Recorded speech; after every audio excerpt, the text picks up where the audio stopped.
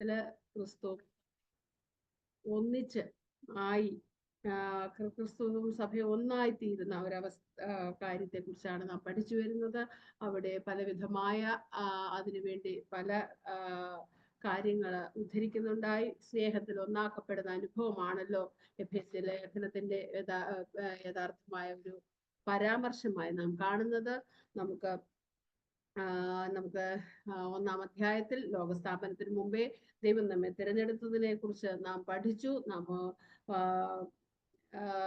ക്രിസ്തു നമ്മെ തിരഞ്ഞെടുത്ത് ദത്തെടുത്തത് മൂലം നമുക്ക് ഇല്ലാതിരുന്ന പല പ്രിവിലേജസ് കർത്താവ് നൽകി. യേശു ക്രിസ്തുവിന്റെ ഭവനത്തിലാക്കി.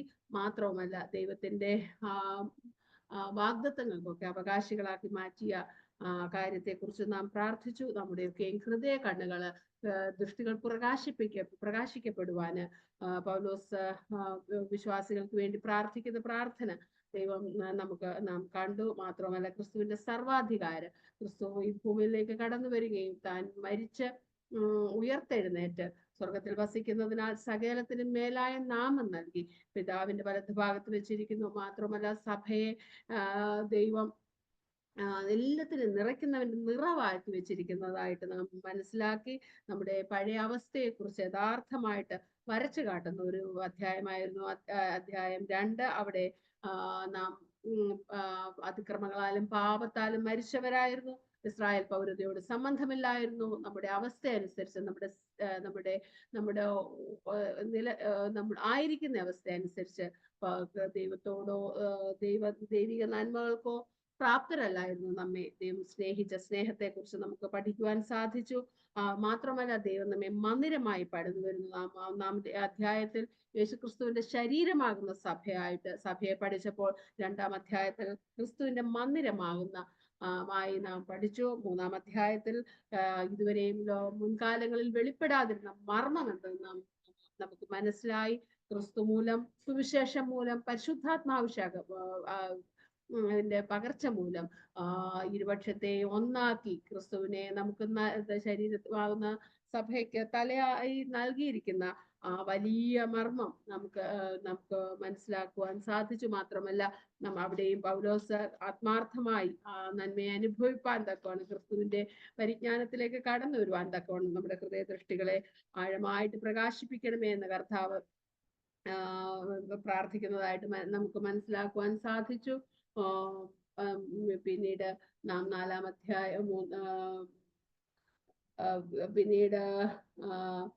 നാം 4-ാം അധ്യായത്തിൽ നാം അനുഷ്ഠിക്കേണ്ടിയിരിക്കുന്ന കാര്യങ്ങളെ കുറിച്ച് നമ്മെ എന്തിനായി വിളിച്ചിരിക്കുന്നു, നാം പൗലോസ് ബദ്ധനായിരിക്കുന്നത്, ക്രിസ്തു നിമിത്തം ബദ്ധനായിരിക്കുന്നു. നമ്മുടെ ഏതവസ്ഥയിലായിരുന്നാലും നാം ക്രിസ്തുവില്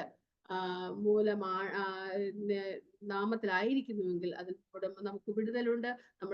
നമ്മുടെ അവസ്ഥകളെ ഒക്കെ നമുക്ക് സമാധാനമായിട്ട് എണ്ണുവാനും ക്രിസ്തുവിന് വേണ്ടി പ്രയോജനപ്പെടുവാനും സാധിക്കുമെന്നുള്ളത് നമുക്ക് മനസ്സിലാക്കുവാൻ സാധിച്ചു. അത് മാത്രവുമല്ല നാം എല്ലായ്പ്പോഴും പരിശുദ്ധാത്മാവിന് കൂടെ നടക്കണം, പിശാചിന് ഇടം കൊടുക്കരുത്. ഇങ്ങനെയുള്ള കാര്യങ്ങളെ ഫലമുള്ളവരായിട്ട് നീതിയുടെ വിശുദ്ധിയിലും നിലനിൽക്കണമെന്നും ഒക്കെ നാം പഠിച്ചു. തുടർന്ന് നാം 5-ാം അധ്യായത്തിൽ എത്തുമ്പോൾ ഇവിടെ നമുക്കറിയാം എഫേസ്യ ലേഖനത്തെ രണ്ട് പ്രധാന ഗ്രൂപ്പുകളായിട്ട് നാം തരംതിരിച്ചാണ് പഠിക്കുന്നത്. ആദ്യത്തെ 3 അധ്യായങ്ങൾ പദ്യോപദേശമാണെങ്കിൽ 4, 5, 6 അധ്യായങ്ങൾ ധർമ്മോപദേശമായിട്ട് നാം പഠിക്കുന്നു. 5-ാം അധ്യായത്തിൽ വരുമ്പോൾ നാം ആദ്യത്തെ 5-ാം അധ്യായത്തിൽ ഏതാണ്ട് 32 വാക്യങ്ങളാണുള്ളത്.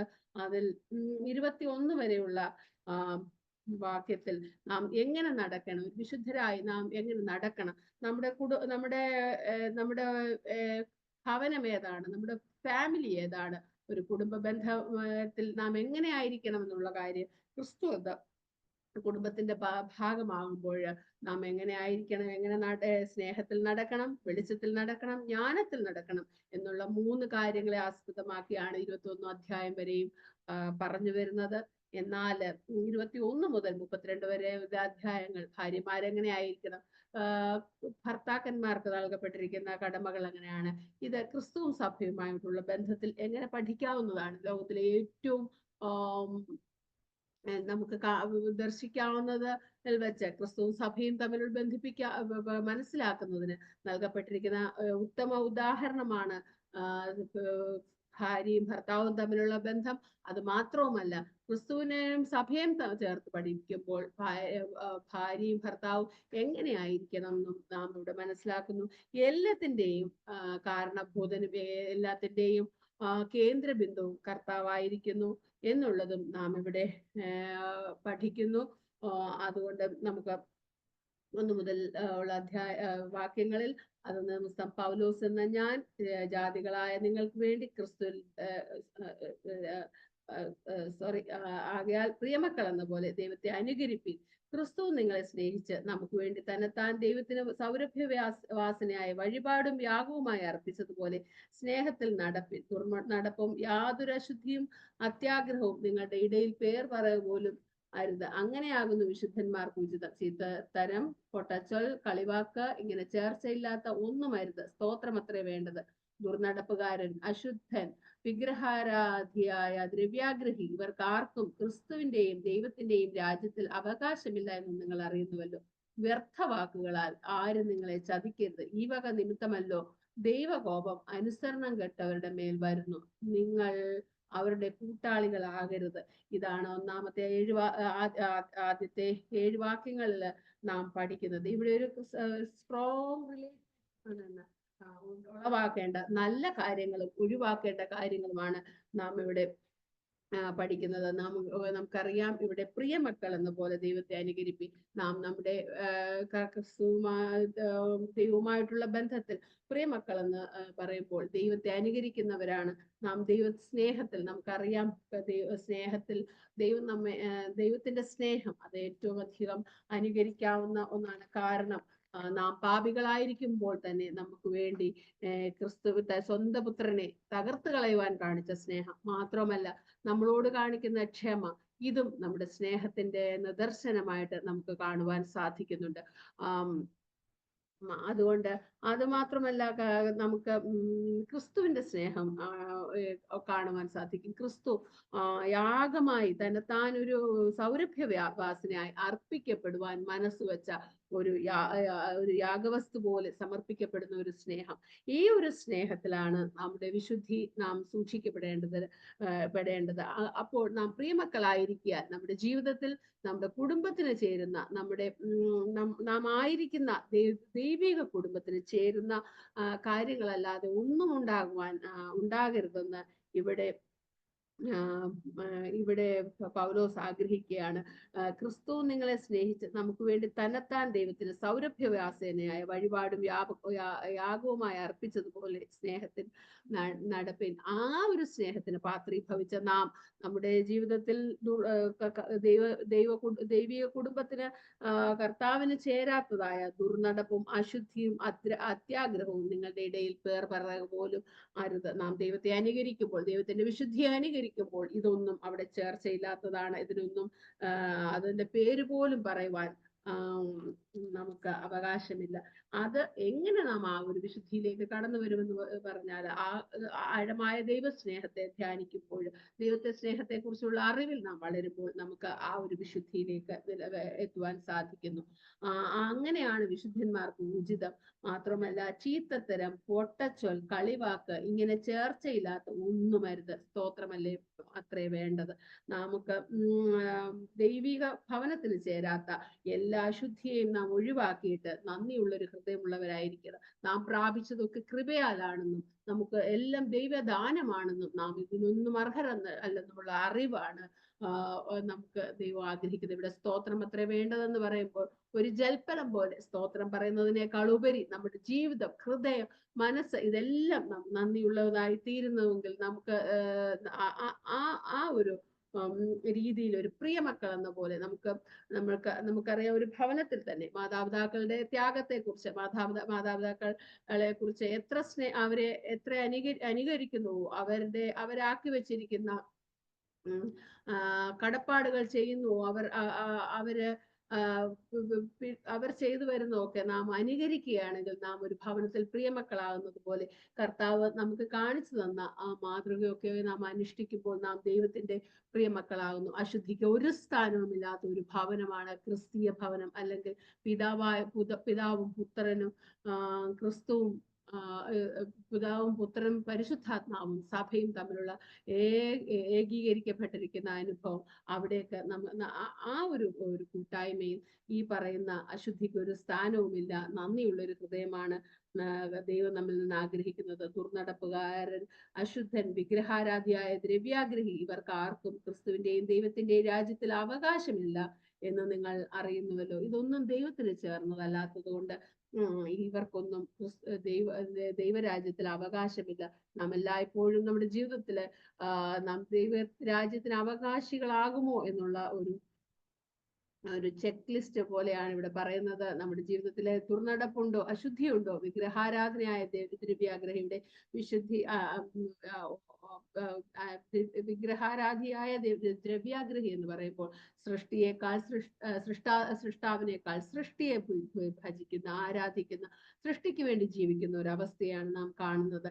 അതിനെല്ലാം ഉപേക്ഷിച്ച് കർത്താവിന്റെ സ്നേഹത്തിലും വിശുദ്ധിയിലും മാറുന്നില്ല എങ്കിൽ നമുക്ക് ദൈവരാജ്യത്തിലേക്ക് അവകാശമില്ല എന്നിവിടെ കാണുന്നു. വ്യർത്ഥവാക്കുകളാൽ ആരും നിങ്ങളെ ചതിക്കരുത്, ഈ വക നിമിത്തമല്ലോ ദൈവകോപം അനുസരണം കെട്ടവരുടെ മേൽ വരുന്നത്. പലപ്പോഴും ദൈവം നമുക്ക് വേണ്ടി ചെയ്ത വലിയ പ്രവർത്തികളെ ഓർക്കാതെ നാം പലപ്പോഴും മാനുഷിക വാക്കുകളിൽ അടിപ്പെട്ടു പോവുകയാണെങ്കിൽ വ്യർത്ഥ വാക്കുകൾ നമ്മെ ചതിക്കുന്നതാക്കി തീർക്കും. ദൈവത്തിന്റെ പ്രവൃത്തി, ദൈവത്തിന്റെ ലോകസ്ഥാപനത്തിനു മുമ്പേ നമ്മെ മുൻകണ്ടിരുന്ന മുൻനിയമനം, ഇതിന്റെ എല്ലാം വിലയെ ഇല്ലാതാക്കുന്നതുമാണ് പലപ്പോഴും വ്യർത്ഥവാക്കുകൾ നാം അടിമപ്പെട്ടു പോകുന്ന അവസ്ഥ.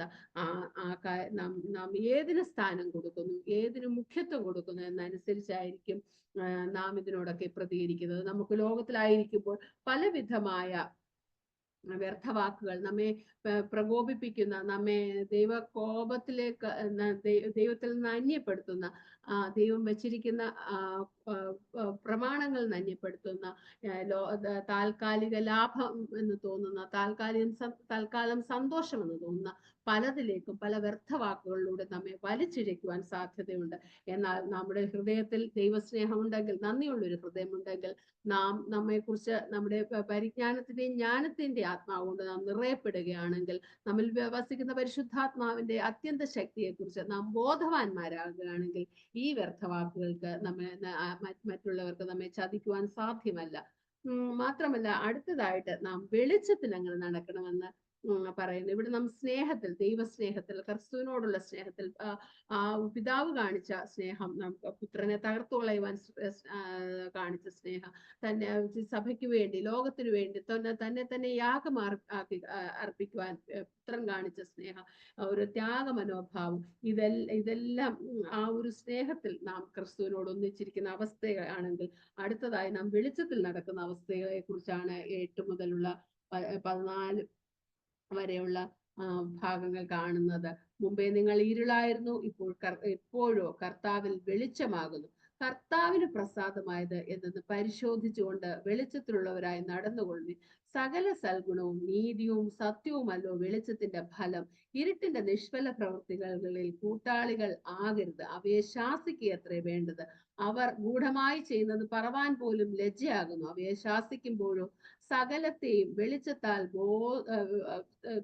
സകലത്തെയും കുറിച്ച് വെളിച്ചത്താൽ ബോധം വരും. ബോധം വരുന്നതെല്ലാം വെളിച്ചം പോലെ തെളിവല്ലോ. അതുകൊണ്ട് ഉറങ്ങുന്നവനെ ഉണർന്ന് മരിച്ചവരുടെ ഇടയിൽ നിന്ന് എഴുന്നേൽക്ക, എന്നാൽ ക്രിസ്തു നിന്റെ മേൽ പ്രകാശിക്കും എന്ന് ചൊല്ലുന്നു. നമുക്ക് ഇവിടെ ഒരു വെളിച്ചത്തിന്റെ അവസ്ഥ കാണുവാൻ സാധിക്കും. നമുക്കറിയാം, വെളിച്ചം എന്ന് പറയുന്നത് ക്രിസ്തു ലോകത്തിന്റെ വെളിച്ചമായിട്ട്, ഇരുളടഞ്ഞിരുന്ന ലോകത്തിലേക്ക് ക്രിസ്തു വെളിച്ചമായിട്ട് വന്നു. നമ്മുടെ ഹൃദയങ്ങൾ കർത്താവിൽ നിന്ന് അന്യപ്പെട്ടവരായിരുന്നു. ലോകം ഒരു വിടുതലിന് സാധ്യതയില്ലാത്ത ഒരു അവസ്ഥയിൽ ഇരുളായിരുന്നു. എന്നാൽ ക്രിസ്തു പ്രകാശമായി ലോകത്തിലേക്ക് കടന്നു വന്നത് മൂലം ലോകത്തിന് പ്രകാശം ലഭിച്ചു. അതുകൊണ്ട് തന്നെ നാം ഇരുളിന് കൂട്ടാളികളാകരുതെന്ന് നാം പറയുന്നു. നമുക്കറിയാം നമ്മുടെ അവസ്ഥ എന്തായിരുന്നു എന്ന് നാം 2-ാം അധ്യായത്തിൽ വളരെ വ്യക്തമായി പഠിച്ചു.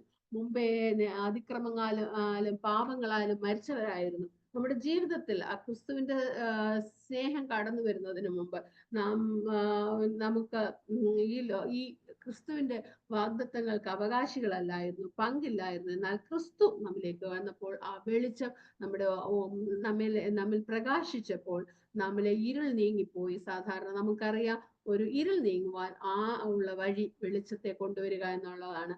നമ്മുടെ ജീവിതത്തിൽ ക്രിസ്തുവിനെ നാം സ്വീകരിക്കുമ്പോൾ നമ്മുടെ ഇരുൾ മാറി വെളിച്ചം കടന്നു വരുന്നു. അതുകൊണ്ട് സൽഗുണവും നീതിയും സത്യവുമല്ലോ വെളിച്ചത്തിന്റെ ഫലം. നമ്മിൽ വെളിച്ചമുണ്ടോ എന്ന് ഉള്ളത് നമുക്ക് അറിയണമെങ്കിൽ നമ്മുടെ ഫലം നന്നായി വെളിച്ചത്തിന്റെ ഫലമായി തീരണം. നമുക്കറിയാം, ആത്മാവ് ദൈവം നമ്മെ വസിക്കുമ്പോൾ നാം ആത്മാവിന്റെ ഫലം പുറപ്പെടുവിക്കും. ഇവിടെ വെളിച്ചം നമ്മിലുണ്ടെങ്കിൽ, ക്രിസ്തു നമ്മിലുണ്ടെങ്കിൽ നാം വെളിച്ചത്തിന്റെ ഫലം പുറപ്പെടുവിക്കും. സകല സൽഗുണവും നീതിയും സത്യവുമല്ലോ വെളിച്ചത്തിന്റെ ഫലം.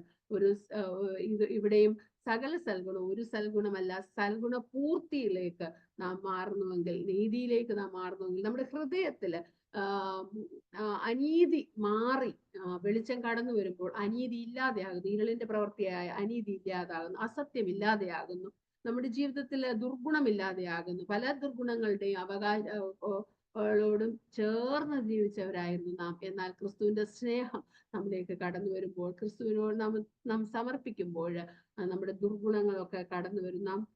പലപ്പോഴും നമുക്കറിയാം, നാം കഴിഞ്ഞ അധ്യായത്തിൽ പഠിച്ചു, പലപ്പോഴും നന്മ ചെയ്യുവാൻ ആഗ്രഹിക്കുന്നതെങ്കിലും നമ്മിൽ പ്രവർത്തിക്കുന്നതോ നമ്മിലേക്ക് കടന്നു വരുന്നത് തിന്മയാണ്. അങ്ങനെയുള്ള അവസരങ്ങളിൽ ദൈവസന്നിധിയിൽ നാം സമർപ്പിച്ച് കർത്താവ് നമ്മിലേക്ക് കടന്നു വരുവാൻ അനുവദിച്ചാൽ നമ്മിൽ വെളിച്ചത്തിന്റെ ഫലം ഉണ്ടാകും. ഇരുട്ടിന്റെ നിഷ്ഫല പ്രവർത്തികളിൽ കൂട്ടാളികൾ ആകരുത്. അവയെ ശാസിക്കത്രേ വേണ്ടത്. ദൈവഹിതമല്ലാത്തത്, ദൈവത്തിന് സൽഗുണമല്ലാത്തതൊക്കെ ഇരുട്ടിന്റെ പ്രവർത്തികളാണ്, ലോകത്തിന്റെ പ്രവർത്തികളാണ്. നമുക്കറിയാം. അങ്ങനെയുള്ളതിന് കൂട്ടാളികളാകരുത് എന്ന് ഇവിടെ വ്യക്തമായിട്ട് പറയുകയാണ്. അവയെല്ലാം ഇരുട്ടിന്റെ പ്രവർത്തികളാണെന്ന് നമുക്ക് മനസ്സിലാകുന്നു. നാം ദൈവത്തെ അനുസരിക്കുമ്പോൾ നാം ദൈവിക ഭവനത്തിലുള്ളവരായി തീരുന്നു. അല്ല എങ്കിൽ, നാം ദൈവ വഴിയിൽ നടക്കുന്നില്ല എങ്കിൽ, നാം ഈ ലോകത്തിന്റെ ഇരുളിന്റെ അധികാരിയുടെ കീഴിലായി മാറുന്നു എന്ന് നമുക്കറിയാം. മാത്രമല്ല, അവർ ഗൂഢമായി ചെയ്യുന്നത് പറവാൻ ലജ്ജയാകുന്നു. നമുക്കറിയാം, എല്ലാ അനീതിയും അക്രമങ്ങളും എല്ലാം വളരെ രഹസ്യത്തിൽ ചെയ്യുന്നു. എന്നാൽ അതുകൊണ്ടാണ് അവർ ഗൂഢമായി ചെയ്യുന്നതൊക്കെ പറവാൻ പോലും ലജ്ജയാകുന്നു. ഇത് 1-ാം നൂറ്റാണ്ടിൽ ഈ ഭാഗങ്ങളൊക്കെ എഴുതുമ്പോൾ ഇത്രയധികം ഗൂഢമായി ലജ്ജാവഹമായ കാര്യങ്ങൾ ഉണ്ടായിരുന്നു എന്നുള്ളത് നമുക്കറിയാം. എഫെസോസ്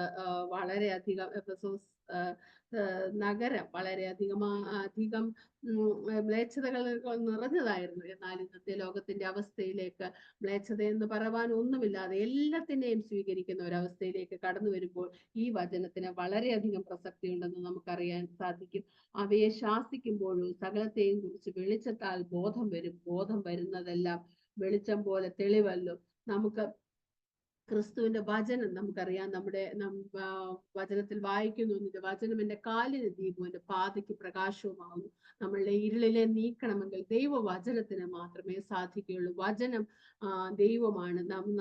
നമുക്ക് നൽകപ്പെട്ടിരിക്കുന്ന വചനത്തിലേക്ക് നാം കടന്നു പോകുമ്പോൾ നമ്മുടെ ജീവിതത്തിന്റെ കുറവുകളെ, ഇരുളിന്റെ അനുഭവങ്ങളെ ദൈവം വെളിപ്പെടുത്തി തരികയും ദൈവപ്രകാശം നമ്മിലേക്ക് പ്രവഹിക്കുകയും നാം ദൈവിക പ്രവർത്തികളെ, വെളിച്ചത്തിന്റെ പ്രവർത്തികളെ ചെയ്യുന്നവരായി തീരുകയും ചെയ്യുന്നു. അത് മാത്രമല്ല, നാം അവയെ ശാസിക്കുന്നവരായി, അവയെ എതിർക്കുന്നവരായി, അവയോട് എതിർത്ത് നിൽക്കുന്നവരാകുകയാണെങ്കിൽ നമ്മിലേക്ക് വെളിച്ചം കൂടുതൽ കൂടുതൽ പ്രകാശിക്കും. നമുക്ക് അറിയാം, ഒരു ഒരു എൻഡോസ്കോപ്പിയിലൂടെ നമുക്ക് നമ്മുടെ ഈ ഒരു ഇന്റേണൽ ഓർഗൻ എത്ര ഉള്ള കേടുപാടുകളൊക്കെ കണ്ടുപിടിക്കണമെങ്കിൽ നാം പലപ്പോഴും എൻഡോസ്കോപ്പി അവിടേക്ക് ഒരു വെളിച്ചം കടന്നു ചെല്ലുമ്പോൾ അവിടെ നമുക്ക് മറവായിരിക്കുന്നത് അത് പ്രകാശിക്കപ്പെടുകയും നമുക്കത് കാഴ്ചയ്ക്ക് നമ്മുടെ മുമ്പിലേക്ക് അത് കൊണ്ടുവരപ്പെടുകയും ചെയ്യുന്നു. അതുകൊണ്ട് ക്രിസ്തുവാകുന്ന വചനമാകുന്ന വെളിച്ചം നമ്മുടെ അകത്തേക്ക് നാം സ്വീകരിക്കുമ്പോൾ നമ്മളെ ഇരുള് മാറി നമ്മുടെ ഈ വെളിച്ചത്തിന്റെ പ്രവൃത്തി നമ്മൾ സാധ്യമായി തീരുന്നു. അത് മാത്രമല്ല, അടുത്തതായിട്ട് നാം ജ്ഞാനത്തിൽ നടക്കേണ്ടത് എങ്ങനെയാണെന്നാണ്. ആകയാൽ സൂക്ഷ്മത്തോടെ അജ്ഞാനികളായല്ല അജ്ഞാനികളായത്രേ നടക്കുവാൻ നോക്കുവിൻ. ഇത് ദുഷ്കാലമാകയാൽ സമയം തക്കത്തിന് ഉപയോഗിച്ചു കൊള്ളുവിൻ. ബുദ്ധിഹീനരാകാതെ കർത്താവിന്റെ ഇഷ്ടം എന്നതെന്ന് ഗ്രഹിച്ചു കൊള്ളുവിൻ. വീഞ്ഞു കുടിച്ച് മത്തരാകരുത്, അതിനാൽ ദുർനടപ്പ് ഉണ്ടാകുമല്ലോ.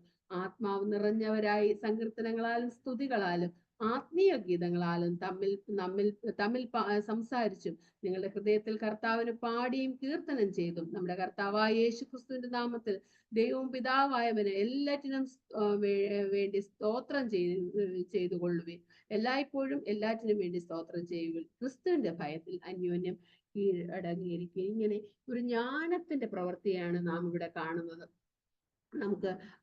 നാം കഴിഞ്ഞ ആഴ്ച ആരാധനയിൽ കേട്ടതുപോലെ നമുക്ക് ഒരു ദൈവിക ജ്ഞാനം നാം പ്രാപിക്കുകയാണെങ്കിൽ നമുക്ക് അത് ദൈവത്തെ കുറിച്ചുള്ള അറിവിനെയാണ് നാം ഇവിടെ ജ്ഞാനം എന്ന് പറയുന്നത്. ജ്ഞാനത്തിന്റെ കണ്ണുകളെ പ്രകാശിക്കപ്പെടുവാൻ ദൈവത്തെക്കുറിച്ച് നാം കൂടുതൽ അറിയുന്ന അറിവാണ്. അത് പ്രാവർത്തികമാക്കുവാൻ സാധിക്കുകയാണെങ്കിൽ അവിടെയാണ് നാം ജ്ഞാനത്തിന്റെ ആത്മാവ് പ്രാപിക്കുക എന്ന് പറയുന്നത്. നാം വിവേകമുള്ളവരായി മാറുന്നു. നമ്മുടെ സമയം തക്കത്തിന് ഉപയോഗിക്കുവാൻ നമുക്ക് സാധിക്കുന്നത്. ഇത് ആയിരിക്കുന്നു എന്നുള്ള തിരിച്ചറിവ് നമുക്ക് നൽകപ്പെടുന്നത്. ഇതൊക്കെ ജ്ഞാനത്തിന്റെ പ്രവൃത്തിയാണ്. ബുദ്ധിഹീനരാകാതെ കർത്താവിന്റെ ഇഷ്ടം എന്നതെന്ന് ഗ്രഹിച്ചുകൊള്ളുവിൻ. പലപ്പോഴും നമ്മൾ അജ്ഞാനത്തിൽ നാം ലൗകിക ജ്ഞാനം ഇൻഫർമേഷൻസ് ഉള്ളവരായിരിക്കാം. എന്നാൽ നിലനിൽക്കുന്നതായ ദൈവിക നിലനിൽക്കുന്നതിനെ കുറിച്ചുള്ള പരിജ്ഞാനമില്ലാതെ, ദൈവജ്ഞാനമില്ലാതെ നമ്മുടെ കണ്ണ് നാം പലപ്പോഴും ഇരുളാക്കി, നമ്മുടെ ജീവിതം നാം ഇരുളാക്കി കളയുന്നു. എന്നാൽ വീഞ്ഞു കുടിച്ച് മത്തരാകരുത്, അതിനർത്ഥം ദുർനടപ്പുണ്ടാകുമല്ലോ. നമ്മുടെ ജീവിതത്തെ ക്രിസ്തുവല്ലാതെ ബാധിക്കുന്നതൊക്കെ നാം എന്തിൽ സന്തോഷം കണ്ടെത്തുന്നു അതെല്ലാം കൺസ്ട്രക്റ്റീവായിട്ട് നമ്മുടെ വിശുദ്ധിക്ക് കാരണമാകാത്തതൊക്കെ വീഞ്ഞു കുടിച്ച് മത്തരാകുന്ന പോലെയുള്ള അനുഭവമാണ്. അതുകൊണ്ട് അതിലേക്ക് നമ്മൾ ഏൽപ്പിച്ചു കൊടുക്കാതെ നമുക്ക് ആത്മാവ് നിറഞ്ഞവരായി സങ്കീർത്തനങ്ങളാലും സ്തുതികളാലും ആത്മീയ ഗീതങ്ങളാലും തമ്മിൽ സംസാരിച്ചും നിങ്ങളുടെ ഹൃദയത്തിൽ കർത്താവിന് പാടിയും കീർത്തനം ചെയ്തു നമ്മുടെ കർത്താവായ യേശു ക്രിസ്തുവിന്റെ നാമത്തിൽ ദൈവവും പിതാവായവന് എല്ലായ്പ്പോഴും എല്ലാറ്റിനും വേണ്ടി സ്തോത്രം ചെയ്തുകൊള്ളും. ഇവിടെ ഒരു ദൈവ പൈതലിനെ കുറിച്ച് ദൈവം ആഗ്രഹിക്കുന്ന നമുക്കറിയാം, നിങ്ങളിൽ കഷ്ടം അനുഭവിക്കുന്നവൻ പ്രാർത്ഥിക്കട്ടെ, സുഖം അനുഭവിക്കുന്നവൻ പാട്ട് പാടട്ടെ എന്ന് നാം കാണിക്കുന്നു. നന്ദിയുള്ളവരായിരിക്കാൻ നാം ഓൾറെഡി വായിച്ചു. നമ്മുടെ ഹൃദയത്തിൽ സ്തോത്രങ്ങൾ ഉയരുന്നുവെങ്കിൽ നമ്മുടെ ജീവിതം കർത്താവിന് പ്രയോജനമുള്ളതായി തീരും. നമ്മുടെ ജീവിതം കർത്താവിന് പണിയുവാൻ സാധിക്കും. അതുകൊണ്ട് ഇവിടെ പൗലോസ് ബുദ്ധിയുള്ളവരായി സമയം ദുഷ്കാലമാണെന്നുള്ള അറിവോടുകൂടി നമുക്ക് കിട്ടുന്ന സമയങ്ങളൊക്കെയും കർത്താവിനോട് അടുക്കുവാൻ, നന്മ ചെയ്യുവാൻ, സൽപ്രവർത്തികളിൽ സമ്പൂർണരായി തീരുവാൻ ഉപയോഗിക്കുകയാണെങ്കിൽ അതാണ് നാം ജ്ഞാനത്തിൽ നടക്കുന്നത്. അടുത്തതായിട്ട് ഇവിടെ നമുക്ക് ഭർത്താക്കന്മാർക്ക് വേണ്ടി പ്രത്യേകമായി കൊടുത്തിരിക്കുന്ന ചില വചനങ്ങളാണ് കാണുന്നത്. ക്രിസ്തുവിന്റെ ഭയത്തിൽ ഇവിടെ ഭാര്യമാരെ കർത്താവിനെന്ന പോലെ സ്വന്തം ഭർത്താക്കന്മാർക്ക് കീഴടങ്ങി. ക്രിസ്തു ശരീരത്തിൽ രക്ഷിതാവായി സഭയ്ക്ക് തലയാകുന്നത് പോലെ ഭാര്യയ്ക്ക് തലയാകുന്നു. എന്നാൽ സഭ ക്രിസ്തുവിന് കീഴടങ്ങിയിരിക്കുന്നത് പോലെ ഭർത്താക്കന്മാർക്ക് സകലത്തിനും കീഴടങ്ങിയിരിക്കണം. ഭർത്താക്കന്മാരെ ക്രിസ്തുവും സഭയെ സ്നേഹിച്ചതുപോലെ നിങ്ങളുടെ ഭാര്യമാരെ സ്നേഹിക്കൂ. അവൻ അവളെ വചനത്തോടുകൂടി ജലസ്നാനത്താൽ വെടിപ്പാക്കി വിശുദ്ധീകരിക്കേണ്ടതിനും ചുളുക്കം മുതലായതൊന്നുമില്ലാതെ സഭയെ ശുദ്ധിയും നിഷ്കളങ്കമായി തനിക്ക് തന്നെ തേജസ്സോടെ മുൻനിർത്തേണ്ടതിനും തന്നെത്താൻ അവൾക്ക് വേണ്ടി ഏൽപ്പിച്ചു കൊടുത്തു. അവണ്ണം ഭർത്താക്കന്മാരും തങ്ങളുടെ ഭാര്യമാരെ സ്വന്തം ശരീരങ്ങളെ പോലെ സ്നേഹിക്കേണ്ടതാകുന്നു. ഭാര്യയെ സ്നേഹിക്കുന്നവൻ തന്നെത്താൻ സ്നേഹിക്കുന്നു. ആരും തന്റെ ജഡത്തെ ഒരു നാളും പകച്ചിട്ടില്ല. ക്രിസ്തുവും സഭയും സഭയെ ചെയ്തതുപോലെ അതിനെ പോറ്റി പുലർത്തുക എത്രയോ വേണ്ടത്. നാം അവന്റെ ശരീരത്തിന്റെ അവയവമല്ലോ. ഇത് നിമിത്തം ഒരു മനുഷ്യൻ അപ്പനെയും അമ്മയും വിട്ട് ഭാര്യയോട് പറ്റിച്ചേരും, ഇരുവരും ഒരു ദേഹമായി തീരും. ഈ മർമ്മം വലിയത്. ഞാൻ ക്രിസ്തുവിനെയും സഭയെയും ഉദ്ദേശിച്ചത്രേ പറയുന്നത്. എന്നാൽ നിങ്ങളും അങ്ങനെ തന്നെ ഓരോരുത്തൻ താന്റെ ഭാര്യയെ തന്നെ പോലെ തന്നെ സ്നേഹിക്കണം. ഭാര്യയോ കർത്താവിനെ ഭയപ്പെടണം. ഇവിടെ ഒരു സ്നേഹിക്കപ്പെടുകയും ബഹുമാനിക്കപ്പെടുകയും സ്നേഹം ക്രിസ്തുവിൽ നാം ക്രിസ്തുവിന്റെ സ്നേഹം താൽ സ്നേഹിക്കപ്പെടുമ്പോൾ അവിടെ ബഹുമാനം ഉണ്ടാവുന്നു. നാം ഏതെങ്കിലും നമ്മുടെ കുടുംബ ജീവിതത്തിൽ നമുക്ക് ബഹുമാനം ഉണ്ടാകുന്നില്ല എങ്കിൽ അത് തീർച്ചയായിട്ടും ക്രിസ്തുവിന്റെ സ്നേഹത്തിൽ നാം നിലനിൽക്കാത്തത് കൊണ്ടാണെന്ന് നമുക്ക് മനസ്സിലാകും. ഇവിടെ ഒരു പ്രധാന മർമ്മം, ക്രിസ്തുവിനെ സഭയെ കുറിച്ചുള്ള ഒരു പ്രധാന മർമ്മമാണ് 21 മുതൽ 37 വരെയുള്ള വാക്യങ്ങളിൽ പറഞ്ഞിരിക്കുന്നത്. നമുക്കറിയാം, 1-ാം അധ്യായത്തിൽ വായിച്ചു, ക്രിസ്തു തന്റെ ദൈവത്തോടുള്ള സമത്വം മുറുകെ പിടിക്കാതെ വേഷത്തിൽ മനുഷ്യനായിട്ട് ഭൂമിയിലേക്ക് വന്നു. എന്നാൽ അങ്ങനെ ഉള്ള ക്രിസ്തുവിനെ ദൈവം ആ ദൈവശക്തി, മരിച്ചവരെ ഉയർപ്പിച്ച ദൈവശക്തി, ക്രിസ്തുവിനെ മരിച്ചവരിൽ നിന്ന് ഉയർപ്പിച്ച ദൈവശക്തി അവനെ ഉയർപ്പിച്ച് സ്വർഗത്തിൽ ദൈവത്തിന്റെ വലത് ഭാഗത്തിരുത്തി എല്ലാ വാഴ്ചയ്ക്കും അധികാരത്തിനും ശക്തിക്കും കർത്തൃത്വത്തിനും ഈ ലോകത്തിൽ മാത്രമല്ല വരുവാനുള്ളതിനും വിളിക്കപ്പെടുന്ന സകല നാമത്തിനും അത്യന്തം ഇതയിരുത്തി. ഇങ്ങനെ സകലവുമായ എല്ലാ അധികാരവുമുള്ള ഒരു ക്രിസ്തുവിനെയാണ് നമുക്ക് സഭയ്ക്ക് തലയായി തന്നിരിക്കുന്നത്.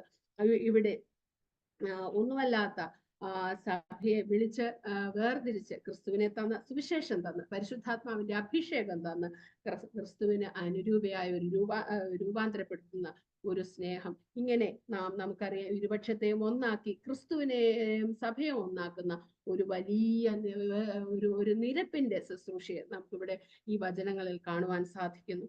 വളരെ വളരെ വ്യക്തമായിട്ട് ക്രിസ്തുവും സഭയും തമ്മിലുള്ള, ഭാര്യയും ഭർത്താവും തമ്മിലുള്ള ബന്ധത്തിലൂടെ ക്രിസ്തുവും സഭയും തമ്മിലുള്ള ബന്ധത്തെ ഇവിടെ വളരെ വ്യക്തമായി വിശദീകരിക്കുന്നു. മാത്രമല്ല നമുക്കറിയാം, 3-ാം അധ്യായത്തിൽ നാം പഠിച്ചതുപോലെ ജാതികൾ സുവിശേഷത്താൽ ക്രിസ്തുയേശുവിൽ കൂട്ടവകാശികളും ഏക ശരീരസ്ഥരും വാഗ്ദത്തത്തിൽ പങ്കാളികളുമാകണമെന്നുള്ള ദൈവത്തിന്റെ മുൻനിർണയം സാധിപ്പിച്ചെടുത്ത ദൈവത്തിന്റെ പദ്ധതിയാണ് നാം ഈ വചനങ്ങളിലൂടെ കാണുന്നത്. അങ്ങനെ നാം എഫെസ്യ ലേഖനത്തിൽ ഒരു ചേർച്ചയില്ലാതെ ഇരുന്ന, ഒരു രീതിയിലും ഇസ്രായേൽ പൗരതയോട് സംബന്ധമില്ലായിരുന്ന, അന്യരായിരുന്ന നമ്മെ ക്രിസ്തുവിന്റെ സ്നേഹം, സുവിശേഷം മൂലം നമ്മെ ഒന്നാക്കിയ, ക്രിസ്തുവിനോട് ഒന്നാക്കിയ, യഹൂദനെന്നും ജാതികളെന്നും വ്യത്യാസമില്ലാതെ നമ്മെ ക്രിസ്തുവിൽ ഒന്നാക്കി തീർത്ത ആ വലിയ ദൈവസ്നേഹത്തെ കുറിച്ച് നമുക്ക് ഇവിടെ വ്യക്തമായി കാണുവാൻ സാധിക്കുന്നു. സ്നേഹത്തില് സ്നേഹിക്കപ്പെടുമ്പോൾ അവിടെ ബഹുമാനം ഉണ്ടാകുന്നു, ബഹുമാനിക്കപ്പെടുമ്പോൾ സ്നേഹം ഉണ്ടാകുന്നു. ഇതൊരു ഒരു ഫീഡ്ബാക്ക് ലൂപ്പ് പോലെയാണ് ഇത് സാധ്യമാകുന്നത്. ഒരു കുടുംബ ജീവിതത്തിലെ ക്രിസ്തു സെന്റേർഡ് ആയിട്ടുള്ള ഒരു ക്രിസ്തു ജീവിതത്തിൽ ഇത് രണ്ടും സ്നേഹിക്കപ്പെടുവാനും ബഹുമാനിക്കപ്പെടുവാനും സാധ്യമാണ്. അതുപോലെ തന്നെ സഭയുടെ തല ക്രിസ്തു ആയിരിക്കുമ്പോൾ ഇത് ക്രിസ്തുവിനോട് ചേർന്ന് നമുക്കുമായിരിക്കാൻ സാധിക്കും. അങ്ങനെ ആ വലിയ മർമ്മം, സുവിശേഷം മൂലം വെളിപ്പെട്ട മർമ്മം നമ്മൾ സാധ്യമായി തീരുന്നു. നമുക്ക് മനസ്സിലാക്കുവാൻ സാധിക്കുന്നു. അങ്ങനെ വലിയൊരു മർമ്മത്തെ ഈ ഒരു കുടുംബ ബന്ധത്തിലൂടെ നമുക്ക് മനസ്സിലാക്കി തരികയാണ്. നമുക്കും ക്രിസ്തുവിനോട് ചേർന്ന് ക്രിസ്തുവിന്റെ സഭയായി നാം വിളിക്കപ്പെട്ടിരിക്കാല് നമ്മുടെ ജീവിതത്തിൽ ഈ പറയുന്ന അരുതെന്ന് പറയുന്നതൊക്കെ ഒഴിവാക്കി സൽപ്രവൃത്തികളും നീതിയും സത്യവും ഒക്കെ കർത്താവ് ഇച്ഛിക്കുന്ന വെളിച്ചത്തിന്റെ ഫലമുള്ളവരായിട്ട് നമുക്ക് ആയിത്തീരാം. ദൈവം നമ്മെ ഓരോരുത്തരെ അനുഗ്രഹിക്കട്ടെ.